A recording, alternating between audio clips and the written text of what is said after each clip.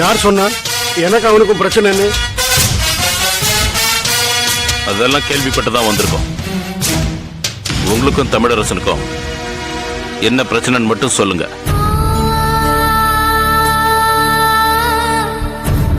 நான் மயிலாப்பூர்ல ஒரு மெஸ் நடத்திக்கிட்டு இருந்தேன். நான் உண்டு என் வேலை உண்டுன்னு சாதாரணமான வாழ்க்கை தான் வாழ்ந்துகிட்டு இருந்தேன். எனக்கு ஒரு பையன் இருந்தான், பேரு ஜெயராஜன்.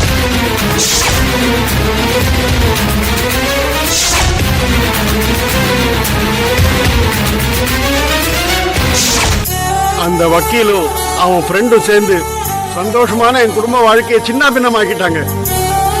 கட்டி கேட்க போன என் பையனை கஞ்சா வியாபாரம் பண்றான்னு சொல்லி பொய் கேஸ் ஜோடிச்சு உள்ள தள்ளிட்டான் அந்த லாயர்.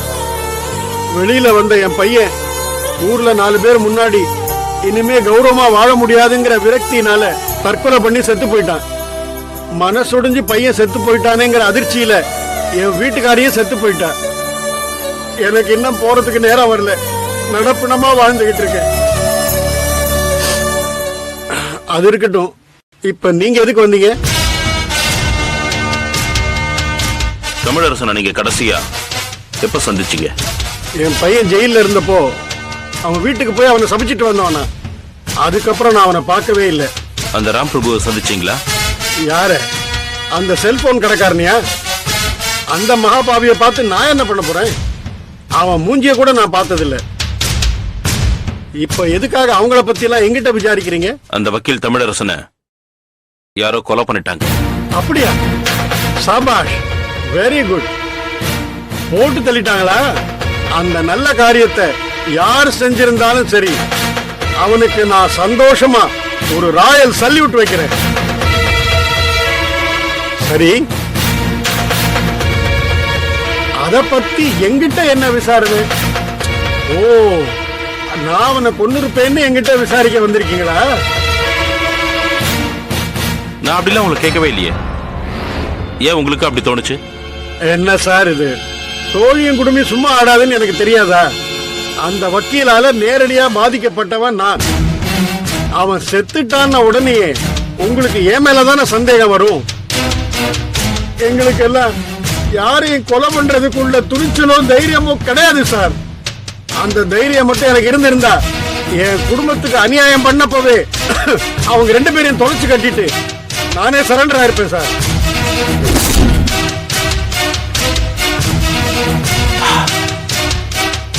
சரி, அந்த சொரூபா யாரு? சொரூபாவா? அது யாரு? அதையேதான் நான் உங்களை கேட்கிறேன். ஏன்னா தமிழரசனையும் ராம் பிரபுவையும் ஒன்னா தெரிஞ்ச ஒரே ஆள் நீங்க மட்டும்தான்.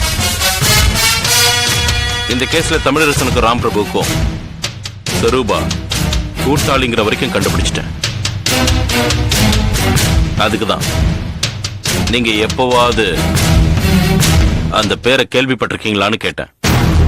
இல்ல, எனக்கு தெரியல. சரி, நான் வரேன். சார், ஒரு நிமிஷம். குற்றவாளிகளோட சேர்ந்து அவசரப்பட்டு நல்லவங்க யாரையும் தண்டிச்சிடாதீங்க.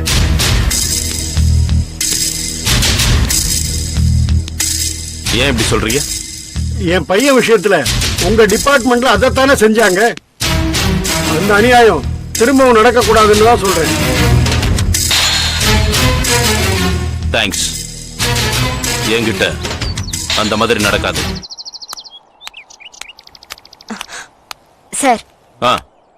என்ன சபி, எதுக்காக அர்ஜென்டா இப்ப என்ன வர சொன்ன? இந்த புக்கு கொஞ்சம் பாருங்க. இது பிம்பம்னு வீக்லி ஒன்ஸ் வர இந்த புக்ல சினிமா டிவி நடிகைகளை பத்தி கிசு கிசு ரொம்பவே பாப்புலர். சரி, இதுக்கு நம்ம இன்வெஸ்டிகேட் பண்ற கேஸுக்கும் என்ன சம்பந்தம் இருக்கு? இதுல வந்திருக்கிற ஒரு நியூஸுக்கும் நான் இன்வெஸ்டிகேட் பண்ணிட்டு இருக்க கேஸுக்கும் ஒரு சம்பந்தம் இருக்கு. அதான் உடனே போய் ஆபீஸ்ல இந்த புக்கை கலெக்ட் பண்ணிட்டு வரலான்னு போனேன். Very good. படி, என்ன நியூஸ் அது? பெயரின் பின்பாதியில் பணத்தை வைத்திருக்கும் சின்னத்திரை நடிகை சென்னை 34 மலரின் பெயர் கொண்ட மருத்துவமனையில் வயிற்றை சுத்தம் செய்து கொண்டார். இந்த நியூஸ படிச்ச உடனே நானும் என் ஃப்ரெண்டும் யாரா இருக்கும்னு டிஸ்கஸ் பண்ணிட்டு இருந்தோம். முதல்ல எனக்கு ஏறல சார். அப்போ ஷொருபா கேஸ்ல இறங்கினதுக்கு அப்புறம் தான் விஷயமே புரிய வந்துச்சு. என்ன புரிஞ்சுது? இந்த கிசுகிசுல எழுதப்பட்டிருக்க நடிகை ஷொருபா தான். எப்படி சொல்ற? கடைசி 2 எழுத்துக்கள் பணத்தை குறிப்பிடுதா இல்லையா? ஷொருபா, ரூபா, பணம். அதெல்லாம் கரெக்ட் தான். அபார்ஷன் பண்ணிக்கிட்ட நடிகை வேற யாராவது இருந்துட்டா? இல்ல சார், ஷொருபாங்கிறது ரொம்ப ரேர் நேம். இவளை தவிர ஃபீல்டுல வேற யாருக்கும் இந்த நேம் இல்ல. சரி, அப்படியே எடுத்துக்கலாம். சென்னை 34னா நுங்கம்பாக்கம். நுங்கம்பாக்கத்துல எனக்கு தெரிஞ்சு மலர் பேர் கொண்ட ஹாஸ்பிட்டலே இல்லையே. அங்கதான் சார் உங்க சிஷியை பிரமாதமா ஒர்க் பண்ணிருக்க. நுங்கம்பாக்கத்துல மொத்த ஹாஸ்பிட்டல்ஸ் 16. சுகம் ஹாஸ்பிட்டல், ராஜம் மருத்துவமனை, Harihara nursing home, Comfort hospital, Jayam nursing home, Geetha hospital, Gem hospital, Vedavalli hospital, Nallaya nursing home, KM1 poly nursing home, Rohini Janakiraman hospital, GM clinic, poly nursing home, Balaji hospital, Deepa nursing home, Vaidehi hospital. Okay okay. இதுல மலர் பேர் கொண்ட hospital எதுன்னு கண்டுபிடிச்சிட்டியா? Sir சும்மா விளையாடுதீங்க sir. நீங்களும் கண்டுபிடிச்சிட்டீங்க தானே? சொல்லுங்க sir please. Yes, Rohini Janakiraman ஹாஸ்பிட்டல்ல ஷார்ட்டா ரோஜா ஹாஸ்பிட்டல்னு கூட கூப்பிடலாம். கரெக்ட். அதான் அந்த ஹாஸ்பிட்டலுக்கு போய் ஒரு நர்ஸ கரெக்ட் பண்ணி டீடைல்ஸ் எல்லாத்தையும் கலெக்ட் பண்ணிட்டேன். Very good.